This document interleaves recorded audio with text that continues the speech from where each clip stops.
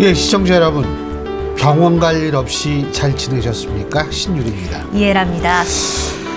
요새 뭐 여러 가지 병원 의사들의 파업 문제로 좀 뒤숭숭한데요. 네. 그런데 제가 이제 그 파업하고 이런 거를 한 걸 봤을 때 제가 느낀 게 하나 있어요. 뭐냐면 이 의료계 파동이라는 것도 결국 우리가 민주주의가 있기 때문에 이 파동이 일어나는 건데, 전 세계에서 사실 최빈국에서 시작을 해서 지금 이 정도 가장 중요한 선진국까지 된 국가, 그리고 민주주의를 거의 완전히 이룬 국가, 이런 나라가 따지고 보니까 우리나라밖에 없더라고요. 네. 근데 그런 생각하면서 제가 느끼는 것이, 만일 우리가 제대로 된 독립, 광복을 이루지 못했다면 과연 오늘과 같은 상태에 이르렀을까라는 생각을 해보면, 정말 우리가 독립을 이룬 것, 이러한 것들이 우리의 삶에 굉장히 지대한 영향을 지금까지도 미치고 있다, 이렇게 볼 수 있다라는 생각이 듭니다. 예. 네, 그래서 오늘 3월 1일을 기념해서 특별히 모셨습니다. 이종찬 강북회장과 얘기 나눠보도록 하겠습니다. 안녕하십니까? 감사합니다. 안녕하십니까? 네, 예. 회장님.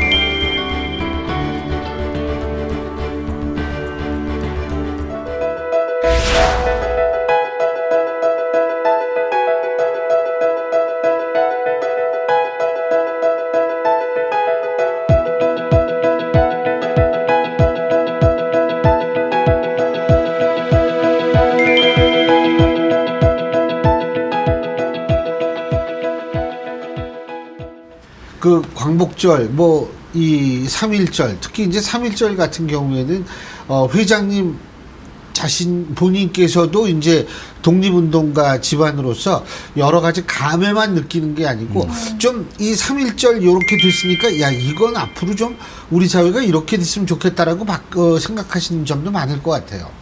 네. 예. 우리 헌법에 있듯이 3.1 독립 정신은 우리 대한민국의 기초입니다.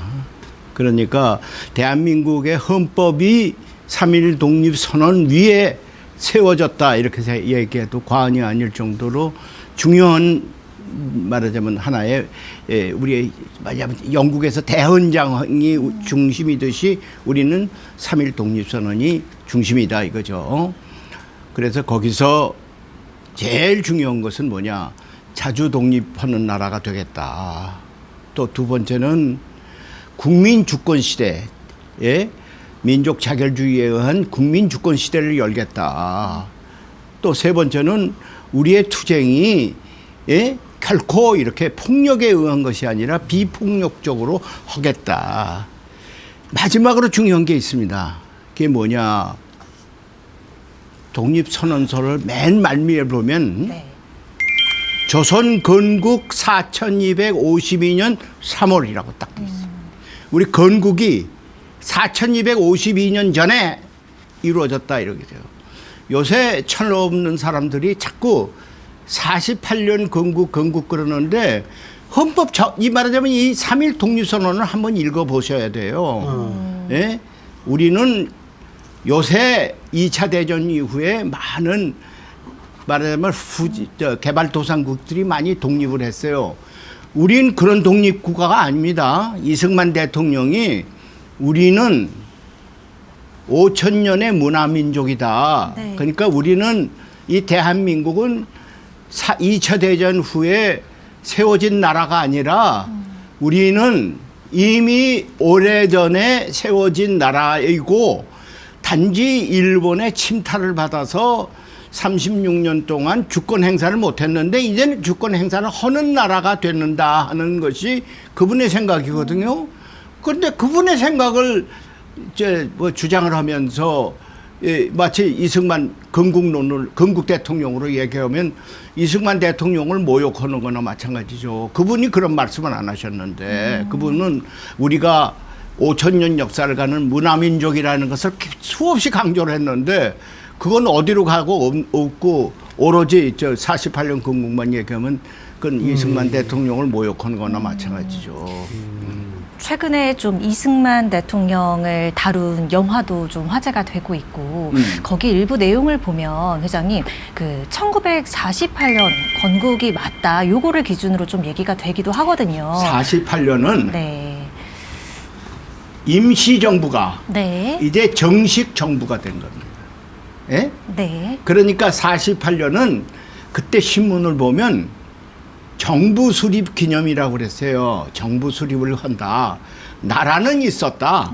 단지 정부가 없었는데 이제 정부가 세워진다 하는 뜻이에요. 그러니까 이것을 정부가 세워진 것으로 얘기를 해야지 국가가 세워진 걸로 얘기를 하면 이거는 큰 착오입니다. 그러니까 그런 분들이 조금 공부를 좀 더 해야 될 것 같아요. 네. 이승만 대통령의 공과 과가 확실히 나뉜다. 이렇게 뭐 젊은 층도 그렇고 또 어르신들께서도 말씀 많이 하시고 그런 것 같아요. 우리 회장님께서는 어떻게 바라보고 저는 계세요? 말이죠. 어떻게 이승만 바라봐야 될까요? 대통령을 정말 공이 많고 과도 있는 분이다 이렇게 얘기를 하지 그 뭐 공만 있다고 해서도 안 되고 과만 있다고 해서도 이거는 편견입니다. 공이 많은 분이고 과도 있는 분이다. 이렇게 내가 표현하고 싶어요. 네. 그러니까 07과삼이라고 얘기하는데 저는 08과이다 이렇게 얘기를 할 정도로 그분의 공로가 많은 분입니다. 그러니까 우리는 이승만 대통령을 평가할 때 균형 있게 얘기를 해야지 공만 있다, 과만 있다 이거 다 극우파, 극좌파의 얘기지 균형 잡힌 그런 얘기가 아닙니다. 네. 네. 그 요새 말이에요. 그 이렇게 보면 사실 이제 우리가 독립운동을 해서 우리 민족의 국가를 건설하게 되고 이렇게 되는 것이 이제 그런 측면도 우리가 이제 민족주의적 요소를 담고 있는 얘기 아니겠습니까? 그런데 제가 여쭙고 싶은 거는 우리가 흔히 NL이라고 얘기하는 북한도 그 민족주의적 성향이 있다라는 식으로 얘기하는 사람들이 많고요. 뭐 예를 들면 우리식 사회주의, 우리 민족 제일주의 이런 식으로 주장을 하는 경우도 있는데, 자, 제가 회장님께 여쭤보고 싶은 것은 뭐냐면 바로 그런 북한의 주장과 우리가 생각하는 민족주의가 어떤 차이가 있다라고 보십니까? 상당한 차이가 있죠. 예. 북한에서 말하는 민족, 인민 이거는 특정 계급을 얘기하는 겁니다. 자기네 파만 얘기하는 거지 전 민족이 아니었어요. 그래도 우리는 김일성이나 김정일이가 민족을 얘기를 하기 때문에 거기서 어떤 의미를 찾아보자 하고 남북 대화를 한 거는 사실이에요. 예. 네. 근데 최근에 이르러서는 김정은 체제가 되고 나서는 그것마저 자기 할아버지가 얘기하고 자기 아버지가 얘기하는 그 민족마저 이제 버리겠다고 그러는 거예요. 그러니까 민족이라는 게 없다. 오로지 적대국만 남아있다. 그러니 우리는 북한 전체가 우리 한 몸이라고 생각하고 다만 이질적인 사람들만 제거되면은 남북 통일이 같은 민족끼리니까 금방 될 수 있다 이렇게 생각하고 있는데 저 사람들은 지금 뭐가 되냐면 같은 민족 아니다. 너희는 적대국이다. 이렇게 선언을 했단 말이에요. 그러니까 나는 이거는 김정은에 이르러서는 대단히 반민족적인 지금 발언이라고 생각합니다. 이거 응징받아야 마땅해요. 네.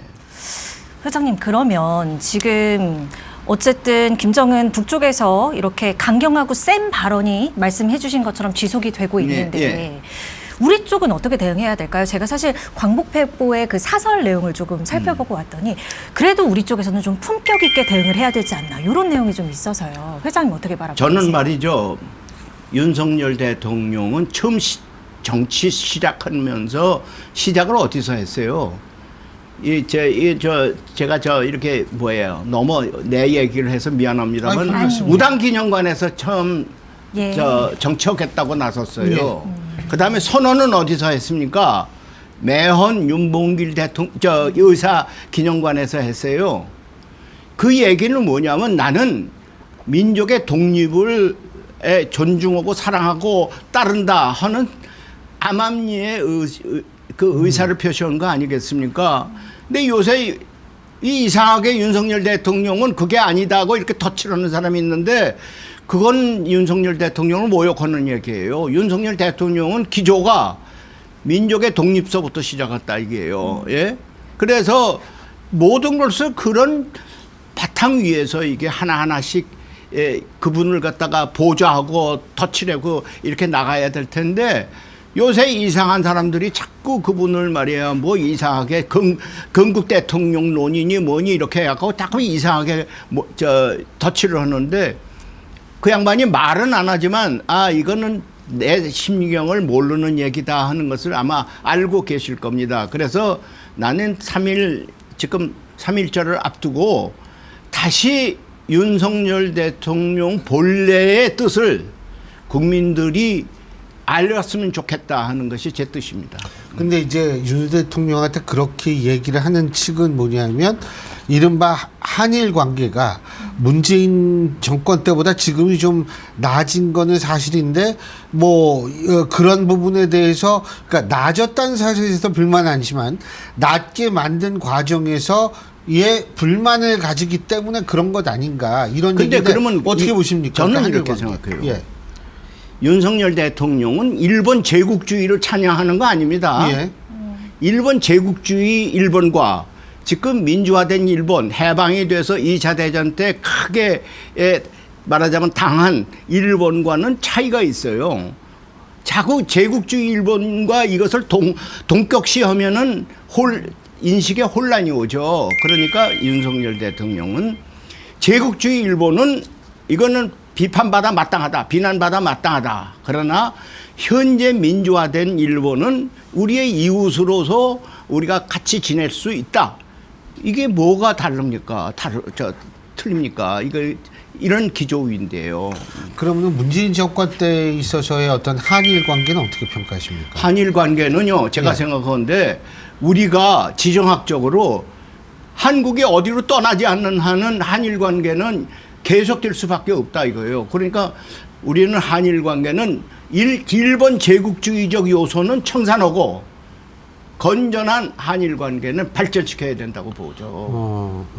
근데 이제 지금 걸려 있는 게 그 위안부 문제라든지 아니면은 강제징용 피해자의 보상 문제라든지 이런 것들이 있는데 이 부분은 어떻게 해결을? 그거는 제가 생각하는데 전후 청산 문제로 하나하나 청산해 나가야 된다고 생각합니다. 위안부 문제도 청산해 나가고 강제징용 문제도 청산해 나가야 된다고 보는데 그것을 이렇게 순서적으로 이렇게 해야지 말하자면 제국주의 일본을 여기와 이렇게 맺어서 자꾸 해석이 되면은 좀 더 문제 해결이 복잡하게 되죠. 그러니까 저는 일본은 과거에 빚을 지고 있는 나라 아니냐. 그러니까 그 빚을 서서히 갚아라 하는 것은 정당한 주장이라고 생각합니다.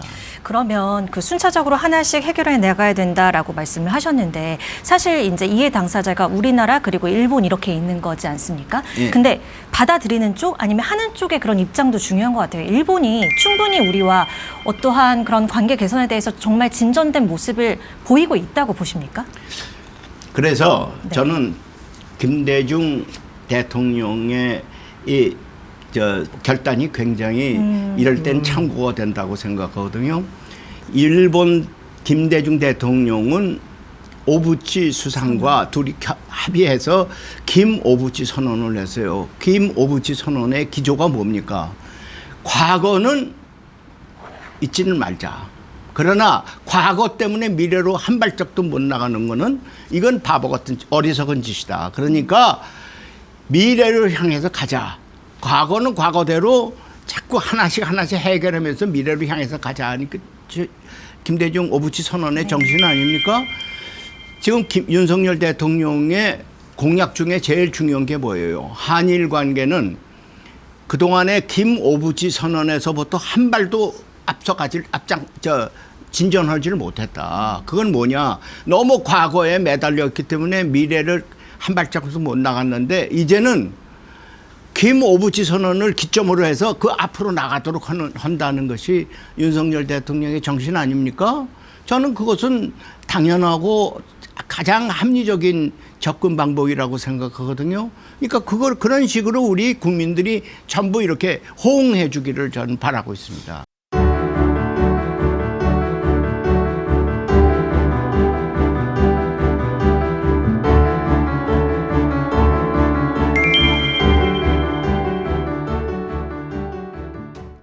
지금 사실은 일본의 기시다 정권에서 기시다 총리가 북한을 방문할 가능성이 있다라는 얘기가 지금 나오고 있는데 예. 만일 북일 관계가 그런 식으로 흐르면 분명하게 얘기가 나올 수밖에 없는 게 뭐냐면 봐라 우리는 북한하고 사이가 이렇게 안 좋게 해놨는데 그 일본은 북한하고 가까워지는 거 아니냐? 이 도대체 외교를 어떻게 그런 식으로 했냐? 이런 비판이 분명히 나올 것 같은데 어떻게 보십니까? 그 문제. 그거 자세히 들여다봐야 돼요. 예. 북한이 기시다 정권하고 대화 안 해요. 왜? 우리가 쿠바하고 외교 관계를 성립을 했기 때문에 예. 북한으로서는 급해졌어요. 외교적으로 고립이 될까 봐. 그러니까 난데없이 기시다하고 대화한다고 그랬는데 그 전제사항이 있어요. 뭐예요? 납치 문제 얘기하지 말자. 납북 일본이요. 납북한 일본이 강제로 납북했잖아요. 예, 예. 그 납북 문제 얘기하지 말자. 뭐는 얘기하지 말자. 아니 이것저것 다 얘기 못하면 무슨 대화예요? 그냥 just say hello. 끝나는 거죠. 그런 쇼에 우리가 넘어가서는 안 됩니다. 응? 그리고 지금 사실 우리도 좀 불안은 하죠. 북한이 사실 다 아실 텐데 제가 이제 얘기하는 게 우리 회장님은 경기고등학교를 나오셔가지고 6살 나오시고서 그동안 그 이후에 이제 정치인 생활도 오래 하시고 국정원장도 하셔가지고 제가 여쭤보는 건데 총선 앞두고 북한이 도발할 거라고 보십니까? 나는 예. 도발하는 것이 우리 정부 여당을 왜 도우는 결과가 될 것 같아서 저는 도발은 그렇게 쉽게 못한다고 봐요. 그냥 찌그덕찌그덕 할 수는 있겠지. 그러나 근본적으로 우리 국민이 이거 정신 차려야 되겠다고 단결이 되는 것을 그 사람들은 원치 않을 거예요. 그러니까 그 사람들이 도발한다는 것은 우리가 분열하도록 만드는 것을 해야 될 때 더 강경하게 단결이 되면 그 도발을 하면서 외래 미치는 장사를 하는 거죠. 그러니까 그거 잘 따져서 할 텐데 지금 상황에선 제가 보면 도발하는 것이 오히려 우리를 더 단결시켜주는 결과가 될 테니까 쉽게 안 할 거라고 봅니다. 교수님이 지금 잠시 언급을 해주셨지만 정치 원로시니까 제가 꼭 드리고 싶었던 질문인데요. 예. 지금 이제 총선 앞두고 더 복잡한 것 같아요. 어떻게 바라보고 계세요? 지금? 총선 걸요? 저는 사실은 21대 국회에 대해서 굉장히 실망한 사람입니다. 아무것도 이루는 거 없이 대립만 하다가 끝났어요. 그래서 나는 22대 국회는 좀 더 여야가 대화를 해서 뭔가 생산해내는 그런 국회가 되기를 바랍니다.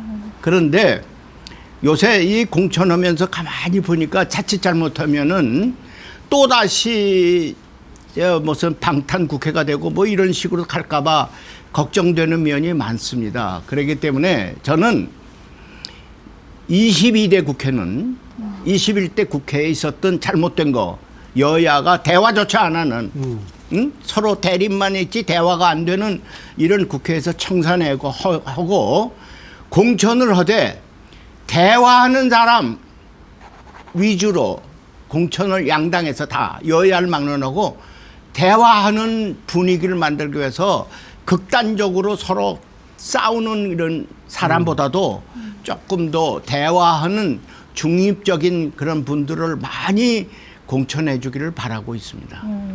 아마 국민들도 다 바라고 있는 바겠죠. 또 육사 이야기 하셔서 그런데 이 흉상 문제로 얘기가 계속 됐었잖아요. 초당적이요? 흉상 육사의 왜 흉상 문제? 그거는 나는 육사에서 진짜 잘못한 것 중에 하나라고 봅니다. 아직도 이게 진행 중인가요?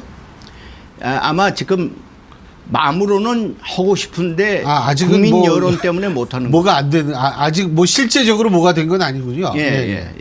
그랬는데 그거는 나는 잘못됐다고 보는 것이 우리가요 모순을 하면 안 돼. 쿠바가 공산주의 국가입니다. 예. 쿠바하고는 외교관계 트면서 20년대 공산당 가입한 사람은 안 된다. 이게 정부가 말이에요. 이게 어떻게 장단이 안 맞잖아요. 어? 그러니까 내 얘기는 좀 공산당은 이미 소멸됐어요. 지금 공산당 하는 국가가 중국밖에 없거든요. 뭐 쿠바도 물론 있지만은. 근데 중국 공산당에 지금 돌아가는 내용을 보면 독재 체제는 강화했는데 거기 나오는 경제 정책이냐 뭐냐 다 시장 경제를 하고 있어. 그러니까 원론적 공산주의는 이미 소멸돼 버렸어요. 의미가 없어. 근데 이제 와서 또 공산당 어쩌고 저쩌고 얘기하는 거는 좀 더 공부를 좀 덜 했다 이렇게 보고 있어요. 그러니까 지금은 뭐가 중요하냐. 자유민주주의적 가치를 좀 더 많은 나라에서 배워가도록 하는 것이 지금 중요하거든요. 자유민주주의라는 게 뭐예요? 다양성입니다. 모든 것을 다 포용할 수 있는 넓은 가슴을 가지고 있는 것이 자유민주주의예요. 뭐 옛날에 공산당 했던 거 가지고 자꾸 이걸 갖다가 얘기를 하면은 이거는 자유민주주의 차이가 아니라 옛날 냉전적 반공주의에 빠져버리는 거죠. 그러니까 이제는 시대가 얼마나 빠르게 발전합니까? 그 시대 추세에 모든 것이 맞춰져야죠. 그럼 회장님, 윤석열 정부 현재 보훈 정책 어떻게 평가하고 계세요? 보완할 거 윤석열 있을까요? 대통령의 보훈 정책은 제가 생각하는데요. 박정희 대통령 이래 가장 보훈을 강조하신 분입니다. 보훈부로 격상도 됐잖아요. 보훈부 격상을 시켰죠. 근데 보훈부 격상이 중요한 게 아니라 내용이 중요하죠. 뭐라고 그랬어요? 국가를 위해서 헌신하는 사람들은 영원히 기억하도록 만들자. 이건 명언입니다. 네? 국가를 위해서 헌신하는 사람은 영원히 기억하도록 만들자. 그러기 위해서는 제복 입은 사람들의 이 희생정신을 우리가 높이 받들자. 이게 보훈 정책의 근본이거든요. 나는 안타까운 것이 윤석열 대통령의 이런 보훈에 대한 철학을 현재 보훈부나 국방부가 제대로 소화를 못하는 것이 안타깝습니다. 어떤 측면에서 그렇게 생각해요? 보세요. 예. 독립기념관의 이사를 독립과는 정반대되는 사람. 예를 들면 일제 때가 더 좋았다. 위안부 할머니는 이게 돈 받고 간 사람들이다. 또 독도라는 것은 우리 땅이라는 근거가 없다. 이런 학문을 하는 사람의 소장. 이거를 독립기념관 이사로 시키면 맨날 독립기념관 내에선 싸움만 일어날 거예요. 그렇잖아요. 독립기념관에 있는 이사들은 우리나라 독립을 우리가 찾아야 된다 하는 것을 주장하는데 독립이라는 것이 잘못된 것이라고 얘기하는 것은 쌈박질 하도록 자꾸 권장하는 것이 되는데 그게 반대로 가는 길이지 그게 정상적인 보훈이 아니잖아요. 그러니까 내 생각은 지금 보훈부도 정신 차려야 되고요. 이 국방부도 정신 차려야 됩니다. 그러니까 무슨 20년대 공산당 가입한 사람을 지금에 있는 공산당이라고 생각해서 이 무슨 뭐 흉상을 이런 식의 사고 한 발짝도 앞을 향해서 가지 못하는 이런 사람들이 이걸 담당한다고 그러면 이건 문제가 되죠. 그러니까 저는 윤석열 대통령의 참뜻을 알고 참뜻을 따르라 이렇게 주장하고 싶습니다. 물론 뭐 다 그런 건 아니고 이제 일부 학자들이 그런 주장을 하는데 이제 거기에 이제 이 같은 연구소에 뭐 이런 말씀을 하신 건데 뭐 그거는 저희가 조금 더 바라봐야 될 것 같고 저희가 시간이 다 됐는데 뭐 마지막으로 이 광복회 어떻게 변화해야 된다고 보십니까? 예, 광복회는 그동안에 참 국민에게 부담을 많이 드렸습니다. 국민이 많이 걱정을 했고 그랬는데 이게 이제는 정상으로 좀 가고 있습니다. 그래서 시간을 좀 더 주시면은 우리 광복회가 정상화돼서 국민 앞에 참 이런 일을 하겠습니다고 좀 떳떳하게 나서도록 하겠습니다. 그런데 한 가지 제가 꼭 이 기회에 말씀드리고 싶은 것은 광복회가 이렇게 그냥 정상적이 이렇게 가서는 언제 이렇게 그동안에 그 말하자면 구겨진 모습을 국민에게 보이겠습니까? 그래서 저는 월반하기 위해서 광복회를 완전히 IT 광복회로 지금 만들었습니다. 예를 들면 예, 그래서 네. 모든 것을 이제 전산화, 다 IT로 다 더 깔아놨습니다. 투명하게 예. 할 수 있고. 그리고 이제는 제 목표는 뭐냐?